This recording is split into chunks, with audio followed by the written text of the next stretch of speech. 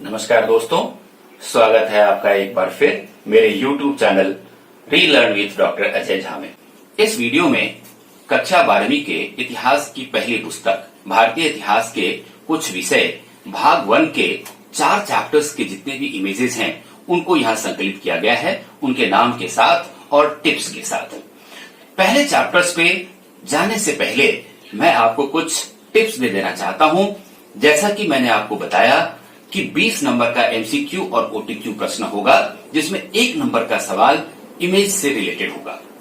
Image वहां दिया हुआ होगा प्रश्न पत्र में और आपको उसका आंसर लिखना होगा। इसके लिए 3 चीज का ध्यान रखना आपको बहुत जरूरी है। सबसे पहला, आपको यह ध्यान होना चाहिए कि चैप्टर का नाम क्या है, किस चैप्टर से इमेज आया हुआ है। दूसरी बात आपको यह ध्यान होनी चाहिए कि जिस चैप्टर का ये इमेज है उसका थीम क्या है, किस थीम से संबंधित वो चैप्टर है। और तीसरी बात, अगर आप याद रख सकें तो बहुत ही अच्छा होगा कि हमारा book 1 ancient history, book 2 medieval history और बुक 3 मॉडर्न हिस्ट्री से संबंधित है। ये चीज अगर आप ध्यान में रख पाएंगे तो इमेज कहां का हो सकता है ये आपको बड़ी आसानी से पता लग जाएगी।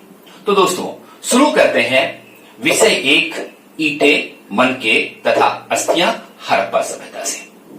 दोस्तों, पहला इमेज देखिए। ये जो इमेज आप देख रहे हैं ये 1 number, A drain in Mohenjodaro. Mohenjodaro में जो नालियां हुआ करती थी उसका इमेज है ये। दूसरा जो इमेज है वो एक कॉपर मिरर का है। आपने सावधान में इस चीज को पढ़ा है कि सावधान में कई बार मृत शरीर के साथ उनके जीवन में उपयोग आने वाली वस्तुएं भी रख दी जाती थी, उसी में से ये लिया हुआ है। अगला देखते हैं, इमेज नंबर 3 को देखिए। ये एक फैन से बना हुआ पात्र है और नंबर 4 बीड्स यानी कि मनके हैं। उसके बाद टेराकोटा फिगराइन है। टेराकोटा क्या होता है आपको पता है, ये पक्की मिट्टी होती है और पक्की मिट्टी से बनी हुई जो मृणमूर्ति हुआ करती थी उसी का ये एक फिगर दिया हुआ है। और अगला जो इमेज है वो पॉटरी से रिलेटेड है, यानी कि बर्तनों से संबंधित है। एक खास बात आपने यहां देखी होगी कि ये जो मनके हैं ये सीप से बनते थे या कर्नेलियन से बनते थे या लैपिस लाउली से बनते थे और ये सिर्फ हड़प्पा सभ्यता के दौरान ऐसा हुआ करता था। और जहां तक मृणमूर्तियों का सवाल है या फिर इन पॉटरीज का सवाल है तो ये सभी बनते थे मिट्टी से। नंबर 6 कॉपर और ब्रेंच वेसल्स देखिए। ये तांबे से बने हुए बर्तन हैं या कांसे से बने हुए बर्तन हैं। यहां एक चीज आपको ध्यान रखने की जरूरत है कि हड़प्पा सभ्यता में लोग लोहे का उपयोग नहीं करते थे, इसलिए गलती से भी आप लोहा ना कहें। इसके बाद नंबर 7 पे आप देखिए, ये एक हड़प्पन जार है जो ओमान में मिला है और ओमान से व्यापार होता था, इस बात को भी दर्शाता है। नंबर 8 देखिए आपको यहां पता चलेगा कि एक सील है ये और इस सील के ऊपर यानी कि मुहर के ऊपर एक बोट का चित्र बना हुआ है। ये आप बोट यहां पर में देख सकते हैं, ये बोट बना हुआ है ऐसे करके। नंबर 9 देखिए। नंबर 9 में एक सिलिंड्रिकल सील है जो बेसिकली मेसोपोटामिया में मिलता था और इसके ऊपर बुल यानी कि बैल का ये मोटिफ आप देख सकते हैं, ये बहुत इंपॉर्टेंट है और इस तरह की मोटिफ मेनली हड़प्पा में ही पाया जाता था। इसके बाद फिगर नंबर 10 को देखिए। ये पृष्ठ किंग है, बहुत ही अलग सा पिक्चर है। ये वहां का राजा हुआ करते थे, ऐसी विचार दी जाती है और इनको पहचानना बहुत आसान है। नंबर 11 मदर गॉडेस का इमेज है और इसके बारे में एक खास बात मैं आपको बता दूं कि 2019-20 के प्रश्न पत्र में यही इमेज पूछा गया था। आगे बढ़ते हैं दोस्तों, 12 नंबर के इमेज को देखिए। ये आद्य शिवा का मुहर है और यहां पर मैं आद्य शिवा का इमेज आप देख सकते हैं। इसके बाद एक टेराकोटा सील है। टेराकोटा पक्की मिट्टी से बनी हुई गाड़ी है, ये एक गाड़ी बनी हुई है और ये उसका इमेज है। अगर आप दिल्ली के नेशनल म्यूजियम में जाएं तो वहां पर में आपको ये रखा हुआ मिलेगा। इस चैप्टर का ये अंतिम स्लाइड है जिसमें आप 14 नंबर पे देख सकते हैं एक टेराकोटा बुल, एक बैल है, और इसी से आपको ये पता लगता है कि वहां खेती भी होती थी। और ये कॉपर टूल्स हैं। कॉपर टूल्स का मतलब ये हुआ कि मैं एक बार फिर आपको याद दिला दूं कि लोहा का प्रयोग हड़प्पा वालों को पता नहीं था। इसके बाद नंबर 16, ये एक रिजर्वायर है। रिजर्वायर का मतलब होता है जलाशय, और ये जलाशय कहाँ मिला है? ये जलाशय मिला है धौलावीरा में।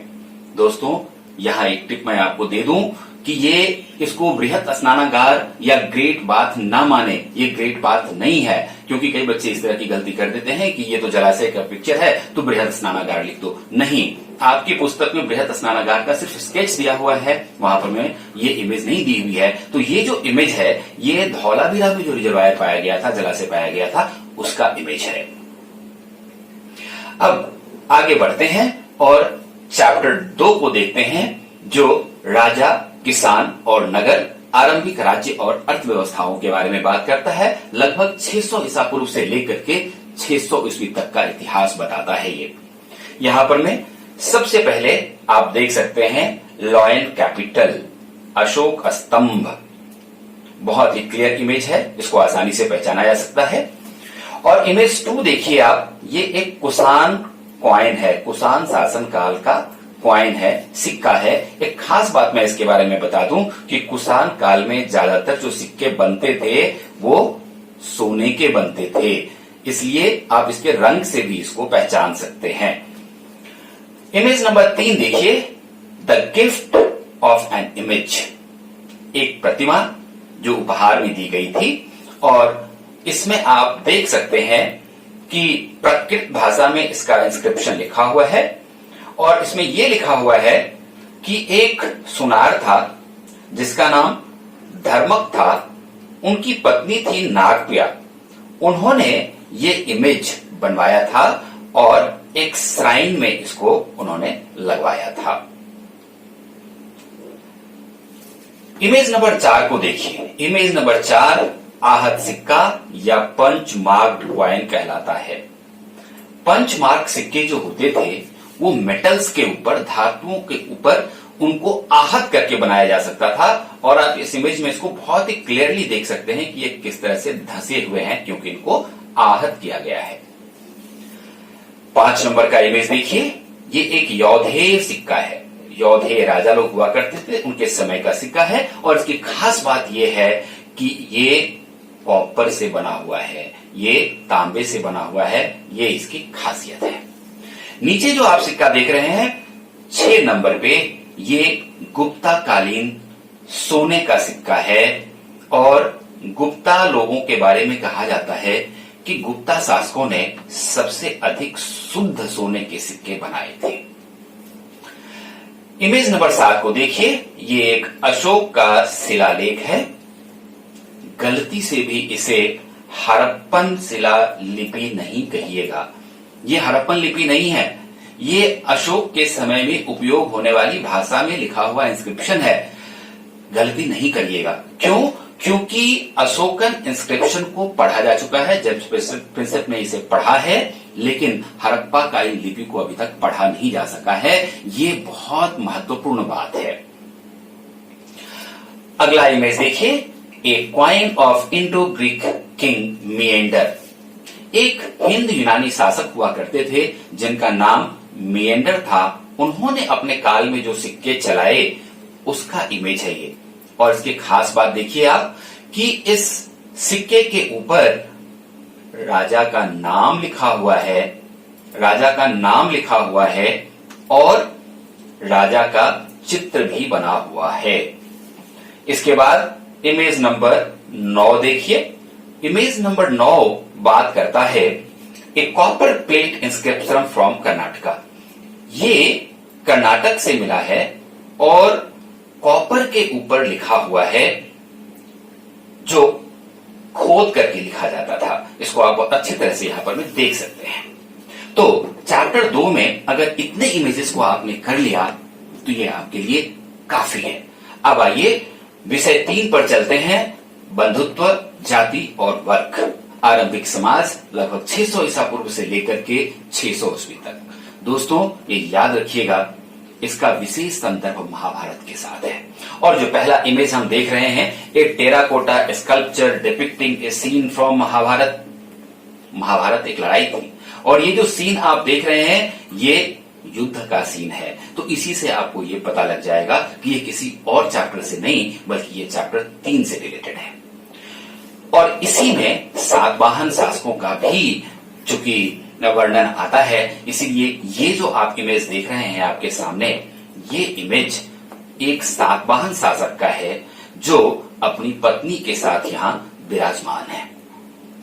इसके बाद ये एक सिल्वर कॉइन को देखिए। ये सिल्वर कॉइन जो है ये शक राजाओं ने चलाया था और इसकी खासियत ये थी कि चांदी से बनी थी। अभी हमने पीछे देखा गुप्तकालीन गुप्ता शासक जो हुआ करते थे वो सोने के सिक्के थे, या फिर जब हमने यौधेय की बात की तो कॉपर के सिक्के चलते थे। लेकिन शक शासकों ने प्रायः सिल्वर जो व्हाइट कलर के हुआ करते थे उनके सिक्के चलाए। तो इससे आपको अगर इस तरह के इमेज एग्जाम्स में आते हैं तो आपके लिए पहचानना बहुत आसान हो जाएगा।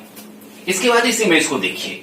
ये image is a depiction of a mendicant seeking arm. ये जो स्कल्पचर है ये गांधार आर्ट से बनाया हुआ है, यानी कि ये एक भिक्षुक है और भिक्षुक भिक्षा लेने के लिए जब गांव में जाते थे तो किस तरह से उनका रूप होता था उसका प्रदर्शन इस इमेज के माध्यम से किया गया है। आगे बढ़ते हैं। नंबर 5 देखिए, cheap and his follower. Chief ये एक सरदार थे और सरदार को आप पहचान सकते हैं उनके कपड़ों से, उनके गहनों से, उनके मुकुट से।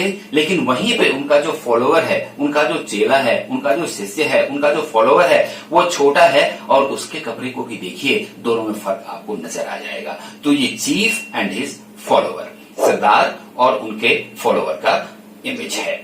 आगे बढ़ते हैं। बहुत ही आसान है, जो 6 नंबर पे आप देख पा रहे हैं, Krishna advises Arjun on the battlefield. Mahabharat की लड़ाई हुई, ये श्री कृष्ण है और ये अर्जुन है और श्रीमद् भागवत गीता का उपदेश इस इमेज के माध्यम से दिया जा रहा है।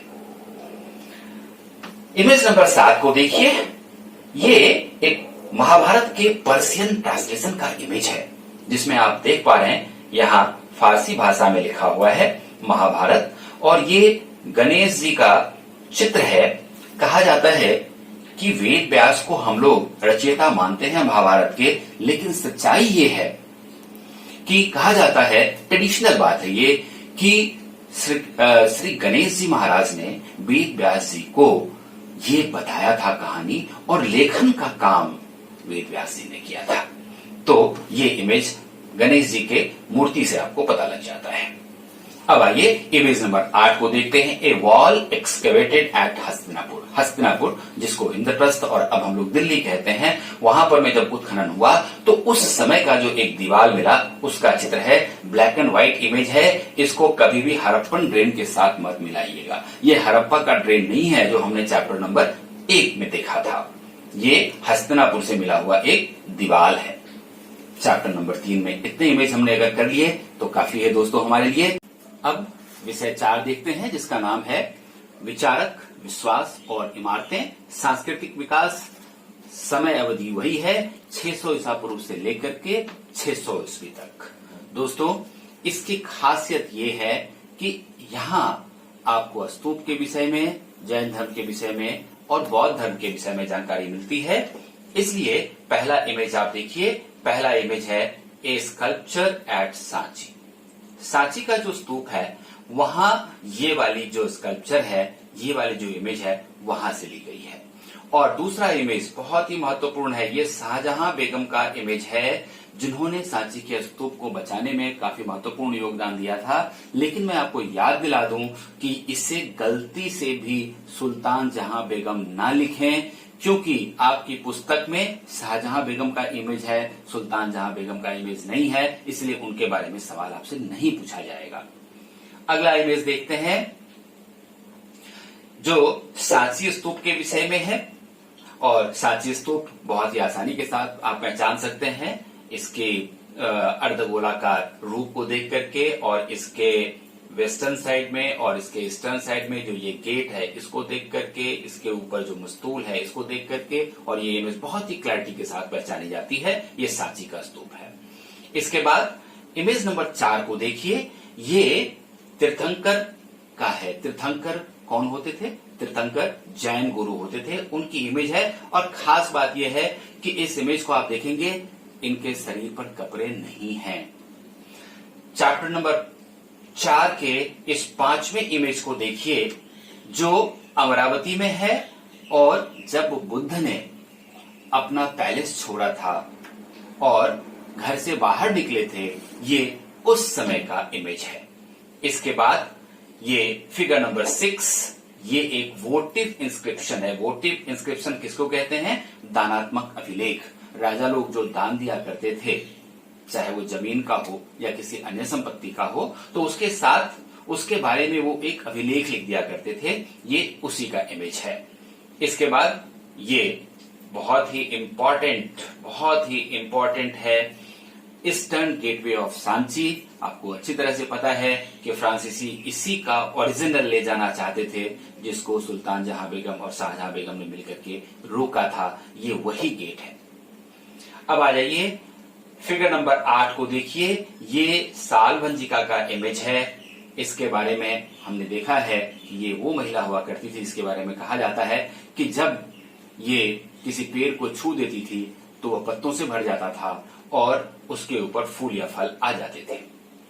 वहीं पे उसी पेज के ऊपर ये फिगर नंबर 9 है, जिसमें कि सांची में ही एक हाथी को दिखाया गया है। ये वो वाला इमेज है। इसके बाद ये गजलक्ष्मी का इमेज है, जो कि शुभता का, सुचिता का प्रतीक मानी जाती थी। और उसी पेज के ऊपर ये एक सरपेंट का इमेज है, ये एक सांप का इमेज है, जो कि सांची से ही संबंधित है। इसके बाद 12 नंबर के इमेज को देखिए, ये एक इमेज ऑफ बुद्धा है। अभी मैंने आपको पीछे बताया था कि तीर्थंकर का इमेज और बुद्ध का इमेज दोनों ही पत्थर से बना हुआ है, लगभग एक जैसा आपको दिखेगा। लेकिन फर्क क्या है कि तीर्थंकर बैठी हुई मुद्रा में हैं, जबकि बुद्ध खड़े हैं, और इनके शरीर पे आप कपड़ा भी देख सकते हैं। ये कपड़ा है, जबकि उनके शरीर पे कपड़ा नहीं है। 13 नंबर का इमेज विष्णु के बराह अवतार को दिखाता है। आप यहाँ देख सकते हैं, क्षीर सागर में विष्णु भगवान लेटे हुए हैं और ये उनका अवतार बड़ा है। इसके बाद 14 नंबर इमेज को देखिए, ये एक दुर्गा की इमेज है, गॉडेस दुर्गा की इमेज है, जो महाबलीपुरम में उकेरित किया हुआ है। इसके बाद 15 नंबर इमेज विष्णु की है, और ये रिक्लाइनिंग पोजीशन में है, यानी कि लेटे हुए मुद्रा में है। आप बड़ी आसानी से इनको पहचान सकते हैं, ये शेषनाग पर लेटे हुए हैं। इसके बाद image number 16, entrance to cave at Barabar. ये बराबर की गुफाओं के बारे में है, और ये बिहार में है बराबर की गुफा, उसके एंट्रेंस को दिखाया हुआ है। फिगर नंबर 17, ये कैलाशनाथ टेम्पल है, जो एलोरा में है, और इसकी एक बहुत बड़ी खासियत ये है कि सिर्फ ये एक ही पत्थर से काटकर बनाया हुआ है। इसके बाद ये अंतिम इमेज है चैप्टर 4 का, और ये एक स्कल्पचर है जो कि पत्थर को काट करके बनाया हुआ है, और ये भी महाबलीपुरम में है। तो दोस्तों, इसी के साथ बुक 1 के सभी इमेजेस हमने देखे। अगले वीडियो में बुक 2 और बुक 3 के इमेज को भी मैं आपके सामने प्रस्तुत करूंगा। धन्यवाद।